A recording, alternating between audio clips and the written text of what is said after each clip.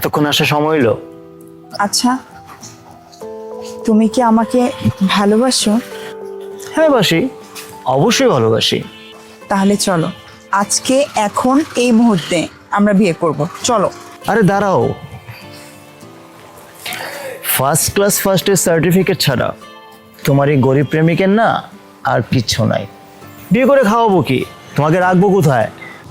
ইচ্ছে থাকলে সমস্ত পৃথিবীটাকেও জয় করা যায়। আর কিছু পারো বা না পারো, অন্তত ভালোবাসার মানুষটাকে, পছন্দের মানুষটাকে ভালো তো রাখতে পারবো। কষ্ট করতে পারবা? হুম,